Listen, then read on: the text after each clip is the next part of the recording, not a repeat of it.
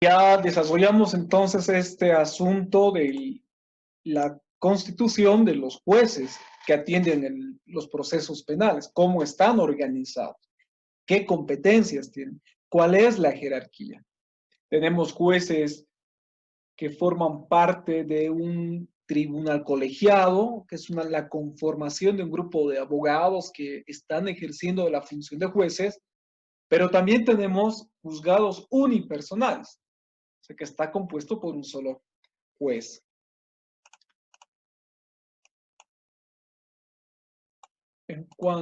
Perdón. En cuanto a los órganos de investigación, nos referimos al agente social que tiene que concentra el poder de iniciar las persecuciones penales, ¿no? El órgano de investigación. El Ministerio Público es una institución del Estado en el que sus funcionarios, los fiscales, tienen el deber de proteger y velar por los intereses de la sociedad. Su tarea es proteger a la sociedad, velar por sus intereses. Especialmente esto se da cuando se cometen delitos de acción penal pública, y delitos de acción penal pública instancia de parte afectan a la colectividad. Porque el derecho penal es parte del derecho público, es una relación Estado-sociedad del derecho penal.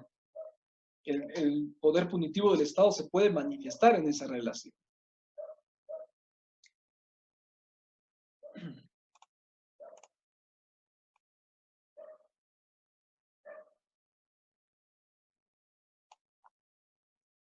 Quiero que están con las diapositivas, no quiero que vean este artículo.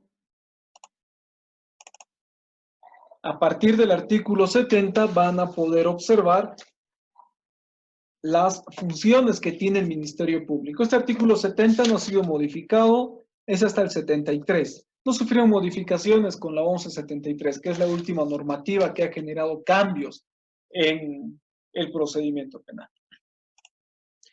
El Ministerio Público, a partir del artículo 70, nos va señalando que la función de esta instancia del Estado es la de dirigir las investigaciones. El juez es el fiscal, el agente fiscal, que es miembro del Ministerio Público, es el director funcional de las investigaciones. Él dirige, él toma las decisiones, él emite requerimientos, emite resoluciones. La autoridad fiscal es la que decide de una investigación. A quién se imputa, a quién se acusa, a quién se aprende. Es una decisión de la autoridad fiscal. Pero esta autoridad fiscal no puede hacer toda la investigación, especialmente cuando se tratan de investigaciones complejas, en donde puede existir una diversidad de responsables del delito, una diversidad de víctimas y otros. En ese caso, el Ministerio Público va a utilizar otras agencias del Estado, la policía, el IDIF, va a utilizar estas agencias, va a requerir de la ayuda de estas agencias, bajo la dirección del fiscal. El fiscal va a ordenar cómo van a operar estas dos instituciones o agencias del Estado. El Ministerio Público actúa en delitos de acción penal pública, solo en delitos de acción penal pública y en aquellas que son a instancia de parte. El fiscal va a atender esos casos. No se mete con los delitos de acción penal privada. No es parte de su competencia. Lo que hace el fiscal en estos delitos de acción penal pública es ir ante la autoridad jurisdiccional y pedir que se abra la causa contra los presuntos responsables del delito. Ir ante la autoridad jurisdiccional y acusar a esos responsables del delito, si acaso tiene las evidencias, si acaso tiene suficientes elementos para confirmar esa su hipótesis acusatoria. La tarea del fiscal también es el constituirse como parte acusadora en un proceso. El acusador público. La actividad de estos agentes fiscales debe estar remarcada por el principio de objetividad.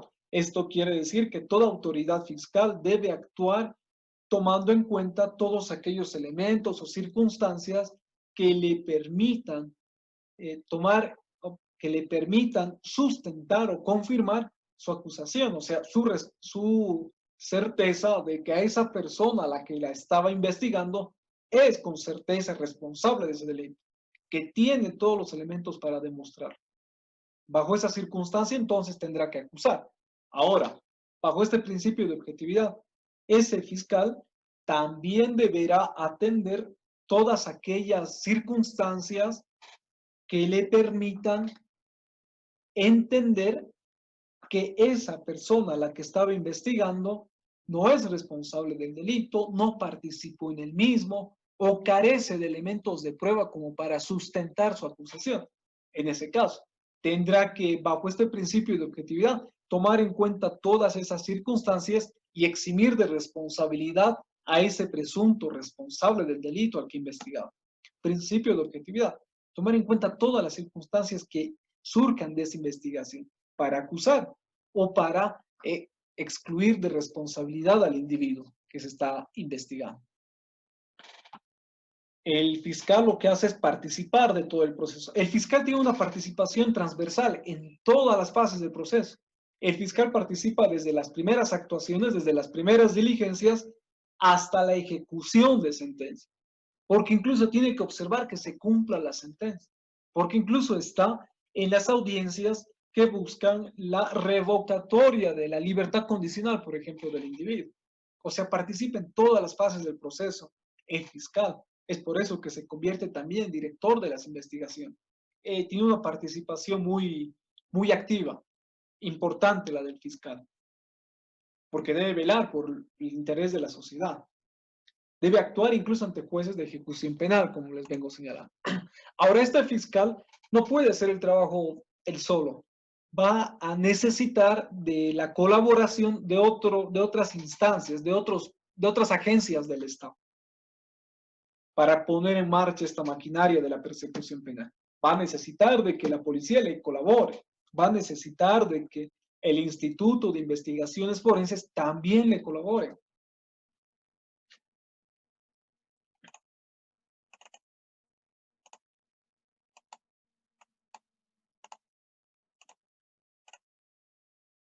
Bien.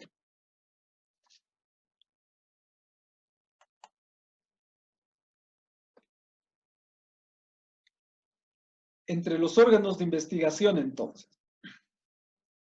Entre los órganos de investigación tenemos a la policía y al IDIF, que colaboran con el fiscal. El fiscal sigue siendo el director de las investigaciones. Toma decisiones para que estas instancias actúen dentro de la investigación.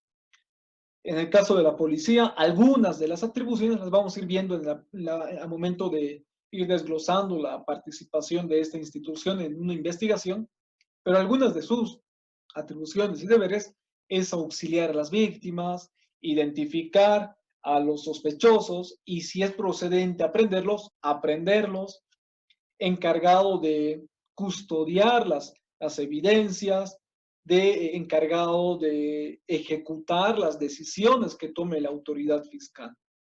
La policía colabora con esa actividad investigativa que dirige el fiscal. El Instituto de Investigaciones Forenses, el IDIF, es un instituto que está bajo la dependencia del Ministerio Público, de la Fiscalía General del Estado, para ser precisos. El IDIF es un centro que realiza estudios técnicos científicos que permitan llegar a la verdad histórica de los hechos, resolver algunos delitos a partir de esa su intervención a nivel científico, a nivel técnico, en ciertos procedimientos que el fiscal desconozca por su formación, porque el fiscal está formado en leyes, no en medicina, no en medicina forense, no está formado en balística, no está formado en dactiloscopía, creo si mal no estoy, es el término, el estudio de las huellas digitales. Entonces, el fiscal necesita de estos otros saberes para poder resolver estos casos que tenga que investigar el fiscal, para aplicar el principio de objetividad. Veamos qué circunstancias hay para acusar y veamos qué circunstancias hay para eximir. El fiscal necesita de estos estudios científicos y técnicos que le permitan resolver estos casos que investiga. Pero el IDIF, así como trabaja bajo las órdenes de un fiscal que le pide la colaboración a este Instituto de Investigaciones Forenses, existe también la posibilidad de que las autoridades judiciales también puedan requerir cierto trabajo técnico pericial al IDIF. O sea, las órdenes judiciales también tienen que ser recibidas por el IDIF para que estos realicen las operaciones técnico-científicas de su área. Ahora, con la 1173, se ha reconocido formalmente a otra unidad de investigación. Es más pequeña que el IDIF, pero que también colabora de cierta forma con la investigación. Hablamos del IDCUP, es una unidad policial que se dedica a investigaciones de algunas ramas periciales. También participa, que ya está reconocido por la 1173. Lo anterior era sobre los órganos de investigación, Ministerio Público, que se hace ayudar con el IDIF y con la policía. Órganos de investigación. Es un sujeto procesal principal, necesario, indispensable. El fiscal es indispensable. Luego, las instancias que le colaboran pueden pasar a segundo plano, pueden ser sujetos procesales secundarios o accesorios. Sin embargo, el fiscal es importantísimo, porque el fiscal acusa, porque el fiscal está en todo el proceso, es un sujeto procesal principal. Y luego tenemos a la víctima como otro sujeto procesal, que quizá podríamos acomodarlo a los sujetos procesales secundarios, porque entre los principales ya tenemos un acusador que tiene el monopolio de la persecución penal pública, fiscal. Y la víctima como que puede participar si ella toma la decisión de hacerlo, pero como también puede no hacerlo, es decisión de la víctima.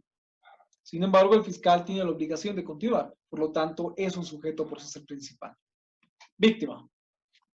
Víctima no solo es aquella que sufre la ofensa, el agravio o la lesión del bien jurídico por parte del agente del delito, sino también el 76 de nuestro procedimiento considera víctimas el 76 de nuestro procedimiento también considera víctimas a las personas jurídicas, porque dijimos que hay sujetos procesales individuales y personas jurídicas, pueden ser sujetos procesales. Entonces, víctima no solo es la persona ofendida, sí es, pero no solo ella, porque también puede ser una persona jurídica, que también puede ser los parientes de esa persona que ha sufrido la lesión de su bien jurídico, parientes hasta el 4º grado de consanguinidad, también pueden ser los cónyuges de la víctima, pueden ser constituirse como víctimas, e incluso las fundaciones y asociaciones que están legalmente establecidas en el país y que protegen ciertos derechos difusos o colectivos. A este grupo de personas se le llama víctima. Vemos que no solo va a ser el ofendido, sino también los parientes, el cónyuge, las personas jurídicas. A ver, creo que Fernanda Zambrana levantó la mano. Le oigo, Fernanda. Va a disculpar, doctor, me he equivocado. Ya. Y eso en cuanto a las víctimas. Querellante, artículo 78. El querellante y la víctima no son lo mismo, pero podrían ambos formar parte de una sola idea, porque el querellante podría ser la víctima podría interponer una querella contra el sujeto activo del tipo penal, iniciar la acción penal pública. La víctima lo puede hacer, pero también la víctima, si se constituye en querellante, puede iniciar la acción penal pública y la acción penal privada. Si te constituyes en querellante, si haces tu memorial con la suma querella y cumpliendo con las formalidades del 290, te vas a constituir en querellante. O sea, vas a tener derechos y obligaciones dentro del proceso. Vas a poder participar en audiencias, vas a poder objetar, vas a poder presentar elementos de prueba, vas a poder intervenir en todo el proceso. Pero así como tienes derechos, también vas a tener obligaciones como querellante.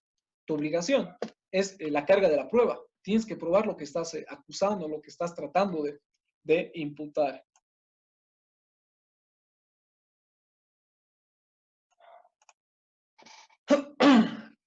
Querellante. Ahora, si se tratan de menores de edad, los querellantes, en ese caso, el menor de edad o interdicto no va a poder interponer por sí mismo la querella, por su condición de menor de edad. En ese caso, su representante legal, que podrían ser sus padres, son los que van a interponer una querella por el menor. Y las personas jurídicas lo harán también por su representante legal. La querella, me estoy refiriendo a la querella. La querella puede ser también interpuesta por el representante legal de una persona jurídica o de un menor. Incluso puede ser interpuesta la querella por un representante convencional, o sea, una persona a la que va a delegar sus derechos la víctima. Vemos que hay un grupo de personas que van a ser consideradas víctimas. Cualquiera de ellos puede delegar a otro para que a su nombre pueda interponer la querella. A eso le llamamos representación convencional. Tienen que elaborar un poder especial y acompañar en su querella e incluso citarlo en el encabezado, en la primera parte de su memorial, esta representación convencional. Ahora, con la querella pueden participar del proceso. Tienen derechos, pero también van a tener obligaciones, como les dije. Incluso obligaciones de responder si acaso su querella genera algún agravio al individuo o sale absuelto el individuo. Va a haber cargas contra el querellante, las costas, por ejemplo. Entonces, la querella tiene derechos y obligaciones. ¿A quién le interpone? Eso es diferente a la denuncia. La denuncia, le pones en conocimiento el delito y ya está. Hasta ahí fue tu intervención. No vas a tener ninguna obligación más. Salvo sea falsa la denuncia también. Pero después más nada. Eso en cuanto a la víctima y al querellante. Imputado. El imputado es aquella persona, es el sujeto pasivo en el proceso, pero es el sujeto activo en el tipo penal, en la acción, en el hecho delictivo que está dando lugar al proceso. Este imputado no solo debe respetársele sus derechos, por supuesto, tiene que respetar sus derechos fundamentales que se encuentran señalados en la Constitución, en los tratados internacionales y en el resto de nuestras leyes que configuran el sistema normativo. Sí, hay que respetarle sus derechos, porque es un ser humano ante todo. El imputado debe conocer de sus derechos y respetárselos. Pero las agencias de persecución, Ministerio Público y Policía, van a requerir de la identificación de este imputado, identificarlo para iniciar con la persecución penal, para iniciar con las diligencias investigativas. Para emitir requerimientos, recolectar información, es necesario tener la identificación del individuo, sus nombres, sus generales de ley. Pero puede darse el caso, y como que se da, hay algunos imputados, esto pasa especialmente con los que son avesados, ya son personas que conocen cómo funciona el sistema. Estos avesados suelen dar identificaciones falsas, dar su identidad falsa. En ese caso no es ningún escollo que sea insuperable, sino por el contrario. Si da una identificación falsa, no importa, la investigación va a seguir. No alteren nada el proceso, sino que se va a comenzar a tomar en cuenta ciertas señas, ciertas particularidades del individuo. Vamos a tener que recurrir a testigos, a fotografías, antecedentes, dactiloscopía, etc. Para tratar de encontrar la identidad precisa de ese imputado. Incluso en caso de que quiera abstenerse de darla. Hay mecanismos para obtener su identidad. Así no quiera dárnosla o nos la dé de forma falsa, el proceso va a seguir. Se tiene que investigar, porque es una obligación del fiscal especialmente, del fiscal, investigar. En caso de que el imputado sea un menor de edad, no hay ningún problema. Si revisen el artículo 5 de la parte especial del Código Penal, verán que nuestro Código Penal no otorga ni fueros ni privilegios a nadie. Todos responden por sus conductas delictivas. Ahora, lo diferente va a ser en esta parte del procedimiento. En la parte del proceso. Si es un menor de edad que hay que procesar, no vamos a aplicar esta ley ordinaria, que es el procedimiento penal. Vamos a aplicar una ley especial. En este caso, la 548, que es la ley niño ni adolescente, la última que salió. En uno de sus apartados tiene un contenido específico para atender el proceso de menores infractores, menores a 18 años y mayores a 14 años. O sea, ese intervalo entre 14 y 18.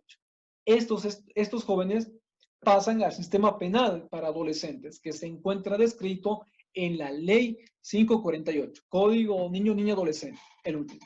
Un procedimiento, un tratamiento especial tienen porque son menores de edad, porque están entre los 14 y 18 años de edad.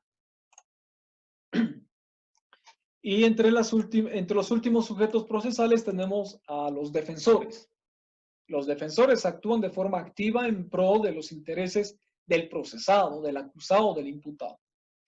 El defensor del imputado el imputado tiene derecho a una defensa amplia e irrestricta. Puede tener la cantidad de defensores que considere necesarios. Ahora, en delitos de acción penal pública, es indispensable la presencia del defensor en delitos de acción penal pública, como también en los delitos de acción penal privada. Es indispensable la presencia del defensor. Ahora, en estos delitos de acción penal pública, en los delitos de acción penal pública puede surgir esta figura de la incompatibilidad de la defensa.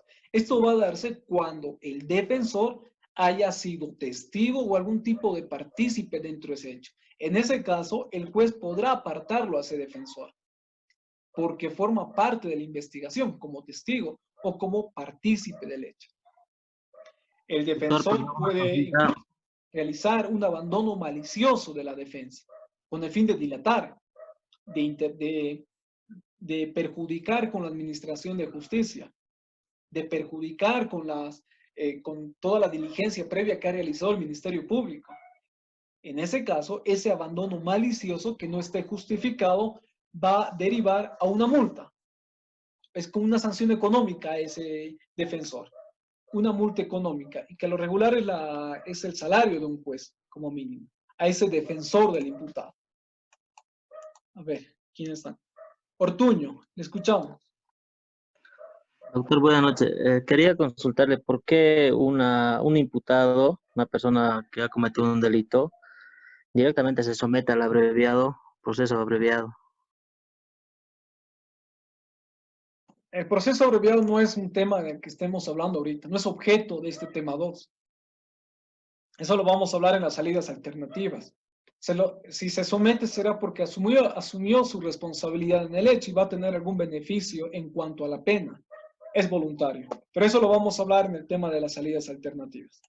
¿Ya? No, gracias. ¿Ya? Y por último, defensa estatal del imputado. Esto pasa cuando las personas que están siendo procesadas carecen de recursos económicos, porque pagar un abogado no es barato, es medio carito, dependiendo, ¿no? Tenemos un mercado laboral amplio, pero no deja de ser el desgaste económico para el individuo. Y para eso el Estado, como les dije, un defensor tiene que estar en todo momento al lado del imputado. No se puede condenar a una persona sin que haya podido hacer uso de ese su derecho a la defensa o de esa su garantía a la defensa técnica. Es indispensable la presencia de un abogado. Ahora, si no tiene recursos el individuo, no pasa nada. El Estado le va a otorgar un defensor. Puede ser un defensor de oficio que está bajo dependencia del órgano judicial, o puede ser uno de defensa pública que está bajo la tuición del Ministerio de Justicia, del Ejecutivo. Pero esa persona que está siendo procesada y no tiene dinero para costearse un abogado, va a ser subsanado esa dificultad con la participación de estos defensores públicos, defensor de oficio, defensa pública. Van a participar para velar y asistir jurídicamente a ese defensor, velar por sus intereses. No hay ninguna diferencia. Los designan y tienen que actuar como si fuera su cliente, como si le estuviese pagando. No importa, tiene que velar por los intereses de ese imputado.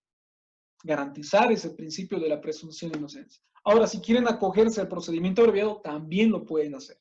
Es un abogado, es como un abogado particular, pero en este caso, el Estado te está otorgando ese abogado. Bien. Doctor.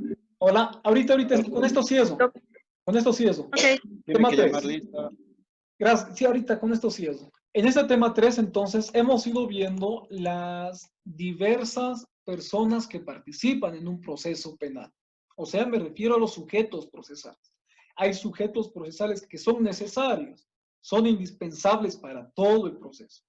Jueces, fiscales, defensores, imputados, son importantísimos. Sin ellos no hay proceso. Falta uno y no hay proceso.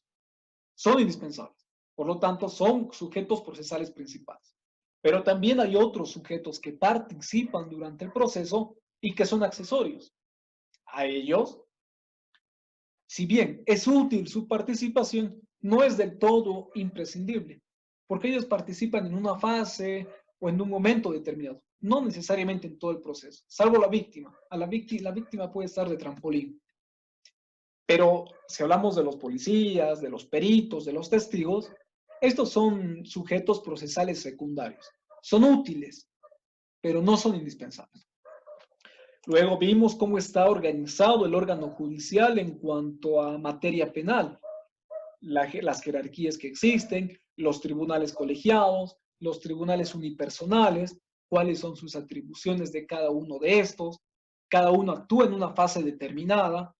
Vimos, ¿no? Todo esto y cómo ha ido modificándose la nomenclatura del nombre de estas autoridades. Luego fuimos desarrollando un poco sobre lo que es la actividad de los órganos de investigación encabezado por el Ministerio Público. Hablamos sobre la víctima y el querellante. No solo es víctima quien sufre el agravio, sino también un círculo de personas cercanas que pueden ser sus parientes hasta el 4º grado, el cónyuge o personas jurídicas.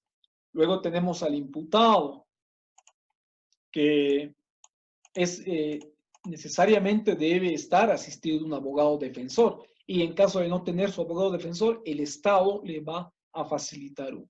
Es eso lo que contiene el tema 3, sujetos procesales. Con eso concluyo y ahora les escucho. Comentarios, preguntas, opiniones. Doctor, buenas noches. Una preguntita. Ya. Respecto a la querella, ¿en qué casos se puede aplicar, o sea, puede buscar la víctima un representante convencional o es a gana y gusto, digamos, o sea, del querellante? Esa es mi pregunta, doctor. En el caso de la querella, la víctima o alguno de estas personas que se pueden constituir en víctimas pueden delegar sus derechos para participar del proceso penal en cualquier momento y a cualquier persona. No hay una regla en específico.